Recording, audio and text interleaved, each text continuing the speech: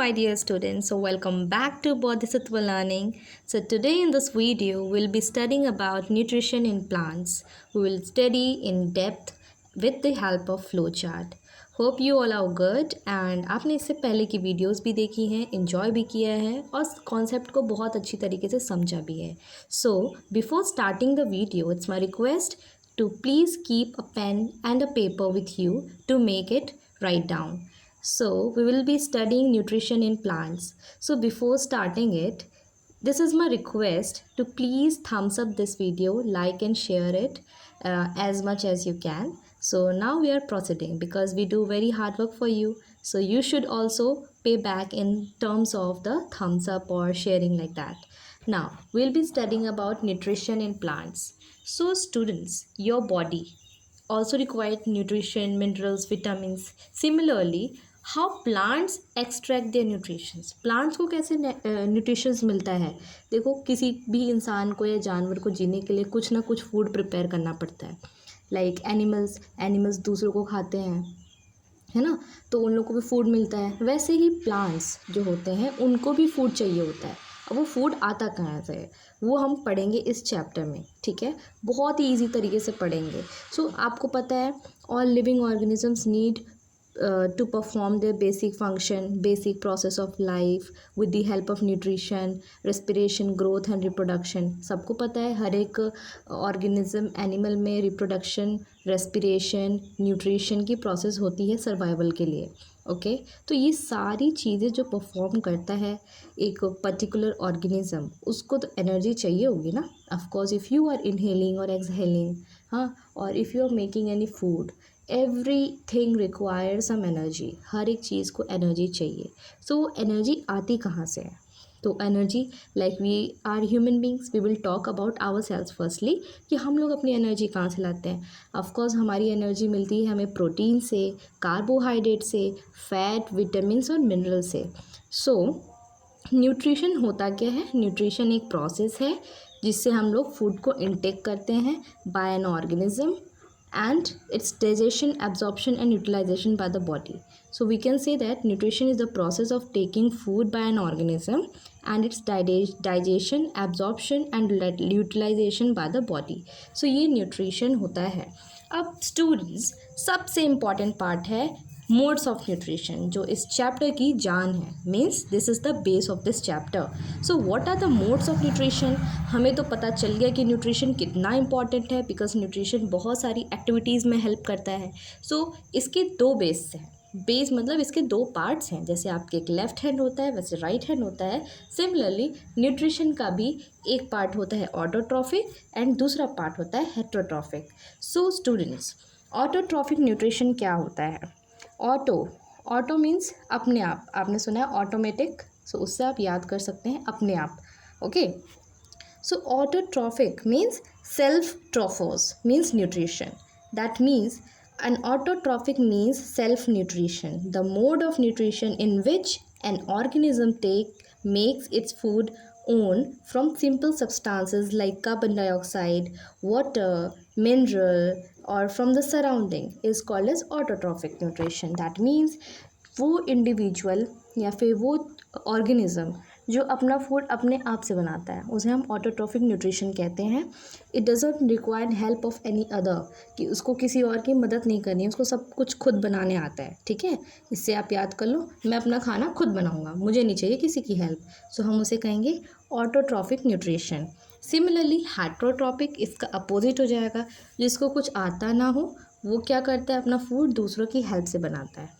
Okay, hetero means other and trophos means nutrition. Always remember students, trophos ये जो word है इसका मतलब होता है nutrition. Now organism having heterotrophic mode of nutrition are called heterotrophs. जो लोग दूसरों से खाना बनवाते हैं उसे हम हेट्रोट्रॉफ्स कह देते हैं, और जो अपने आप से बनाते हैं हम लोग उसे ऑटोट्रॉफ्स कह देते हैं.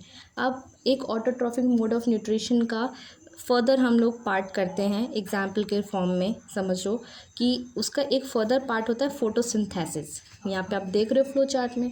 फोटोसिंथेसिस क्या होता है? ये क्या ह्यूमन बींग्स करते हैं? Definitely no. Photosynthesis occurs in plants only. Okay, so photosynthesis में दो हमने फर्दर पार्ट्स कर दिए हैं, एक रिक्वायरमेंट और प्रोडक्ट्स. ठीक है, फोटोसिंथेसिस की क्या रिक्वायरमेंट है और वो जो रिक्वायरमेंट अपनी ले रहा है उससे वो क्या प्रोडक्ट देगा वो भी पढ़ेंगे. ठीक है, सो फर्स्टली फोटोसिंथेसिस को परफॉर्म करने के लिए आपको पता है कि सन की ज़रूरत होती है, ऑक्सीजन की ज़रूरत होती है, और ऑक्सीजन की नहीं, कार्बन डाइऑक्साइड की ज़रूरत होती है. तो ये आप एक फ़ोटो में आपको दिखाती हूँ. हाँ, दिस इज़ द पिक्चर. आप इससे देखो, इसमें क्या दिख रहा है आपको? एक फ्लावर दिख रहा है, सन दिख रहा है, सॉइल दिख रही है ना. तो ये है फोटोसिंथेसिस. इसमें क्या होता है, plant will absorb the carbon dioxide and it will give out oxygen, जो कि फ्रेश एयर है, हम लोग ब्रीथ करते हैं oxygen. Now so the food prepared by green leaves of a plant is in the form of simple sugar and glucose. ये जो green leaf होती है ना प्लांट की, वो लोग फूड कैसे प्रिपेयर करते हैं? ऑटोट्रॉफिक मोड ऑफ न्यूट्रिशन से करते हैं. दैट इज़ सिंपल शुगर और ग्लूकोज की हेल्प से प्लांट अपना खाना पकाता है. ओके, पकाता मतलब बनाता है. सो ये बहुत सिंपल सी चीज़ है. कार्बन डाइऑक्साइड की हेल्प ली और सॉइल लिया, वाटर लिया, सनलाइट लिया, उसने अपना फूड प्रिपेयर कर लिया. This was all about photosynthesis. So अब इसकी रिक्वायरमेंट्स थोड़ा देख लेते हैं डीप में. समझो, एक है एब्जॉर्ब बाय रूट्स. इसमें क्या होता है? रूट्स आप समझ रहे हो बच्चों, रूट्स क्या होती है? रूट्स आपके घर में मे बी पॉट हैं, आप उसमें रूट्स देखते ही हैं प्लांट के. रूट्स मतलब जड़ें. Okay, when you sprout some grams मतलब अगर आप चने को स्प्राउट करें तो आपने देखा होगा कि वो जो ग्राम है, वो जो चना होता है, उसके अंदर वाइट रूट्स जमना शुरू हो जाते हैं. That is called as roots. आप उसको रूट्स मान सकते हैं. वैसे ही कोई प्लांट है, कोई बेबी प्लांट है, आप उसको अगर आप रूट से उखाड़ें तो आप उसकी रूट्स देख सकते हैं. वाइट होती हैं, ज़मीन में फैलती जाती हैं. प्लांट एटमॉस्फेयर की तरफ मतलब ऊपर की तरफ उगता है और उसकी रूट्स डाउनवर्ड डायरेक्शन में नीचे फैलती जाती हैं, स्प्रेड होती हैं और इलोंगेट होती रहती हैं. सो ये रूट्स होती हैं. नाउ स्टूडेंट्स, ये देखिए, absorb by roots and water minerals absorb करता है फ्रॉम एयर से भी होता है. ओके, और क्या क्या इसमें प्रोसेस है? Present in leaf. तो जो फोटोसिंथेसिस होता है ये लीफ में ही प्रेजेंट होता है, लीफ की वजह से ही होता है. बिकॉज लीफ हैज़ स्टोमेटा जो कि एब्जॉर्ब करती है और एक्सहेल करती है. तो यहाँ पे देखो, स्टोमेटा मतलब लीव्स में क्या होता है? क्लोरोफिल होता है जो कि एब्जॉर्ब करती है सनलाइट, और उसी चीज़ों की वजह से प्लांट्स जो है हमारे हरे भरे होते हैं. नाउ स्टूडेंट्स, अब देखते हैं हम लोग प्रोडक्ट्स के बारे में. फोटोसिंथेसिस कौन कौन से प्रोडक्ट्स देता है? तो पहला प्रोडक्ट है glucose and second is oxygen. Okay, glucose क्या होता है? वो एनर्जी प्रोवाइड करता है काम करने के लिए. ठीक है, और जो ऑक्सीजन होता है required for respiration and it is important for survival also. You know कि ऑक्सीजन हमें सर्वाइव करने के लिए चाहिए होती है. ग्लूकोज और फूड जो हमें प्रोवाइड होता है वो हमें एनर्जी देता है. सो ये प्रोडक्ट्स हैं जो कि आप सिंपली अपने इमेजिनेशन से भी लिख सकते हैं. Now moving towards heterotrophic mode of nutrition in plants and animals. तो ऑटोट्रॉफिक की जब बात आती है तो सिर्फ और सिर्फ प्लांट्स की बात आती है. जब हम लोग हेटेरोट्रॉफिक न्यूट्रिशन की बात करेंगे तो उसमें प्लांट्स और एनिमल्स दोनों आ जाते हैं. सो इसमें क्या होता है? स्टार्च, फैट एंड प्रोटीन, ये सारी चीज़ें होती हैं. We are also animals. हम लोग ह्यूमन बींग्स हैं, हम लोग भी एनिमल्स हैं. हम लोग भी हेटेरोट्रॉफिक मोड ऑफ न्यूट्रिशन पर डिपेंड करते हैं. दैट मीन्स कि हम लोग अपना खाना खुद नहीं बनाते हैं प्लांट्स की तरह, बल्कि प्लांट्स और एनिमल्स को खाते हैं. ओके, ऐसा होता है ना. तो इसमें जो हम लोग फूड पाते हैं प्लांट से, that is converted into starch, fat and protein. और oxygen as you all know हम लोग इनहेल करते हैं, कार्बन डाइऑक्साइड एक्सहेल करते हैं. Now the third part which is special mode, कुछ हट के होता है. ये मोड को हम ऑटोट्रॉफिक और हेटेरोट्रॉफिक मोड ऑफ न्यूट्रिशन से थोड़ा सा अलग मानते हैं, क्योंकि ये लोग अपना खाना, अपना फूड अलग तरीके से इंटेक करते हैं.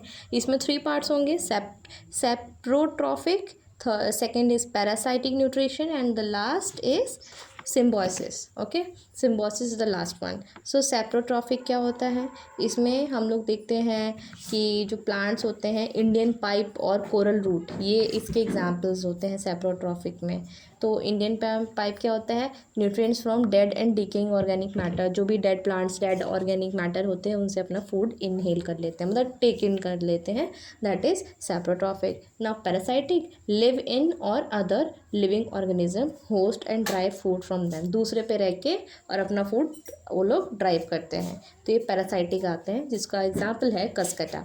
नाउ नेक्स्ट इज सिम्बोसिस, जो कि लास्ट है आपके चैप्टर का. सिम्बोसिस मतलब association of two different organisms for the mutual benefits. Mutual benefits का क्या मतलब होता है, कोई बताएगा? म्यूचुअल बेनिफिट उसे कहते हैं लाइक दो लोग साथ में रहते हैं, उस ए का बी से भी फ़ायदा, बी का ए से भी फ़ायदा है, उसे कहते हैं म्यूचुअल बेनिफिट.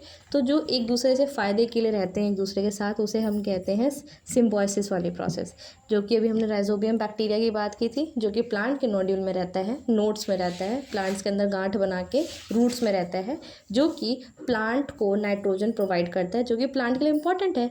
और बदले में उसको क्या मिलता है, उस पर्टिकुलर बैक्टीरिया को मिलता है बदले में एक रहने के लिए शेल्टर, साथ में फूड. सो म्यूचुअल बेनिफिट का यहाँ पे मामला आ गया, मेरा तुमसे फ़ायदा और आपका हमसे फ़ायदा, तो इसे हम कहेंगे सिम्बोसिस प्रोसेस. सो स्टूडेंट्स, आपका चैप्टर बहुत ही प्यार से इस पर्टिकुलर मैप में ख़त्म हुआ. होप आपको ये वीडियो बहुत अच्छी लगी हो. अगर अच्छी लगी हो तो so please make it thumbs up and share it with your friends. We will meet in another part with an interesting story just like this in a proper flowchart manner. So I'm signing off.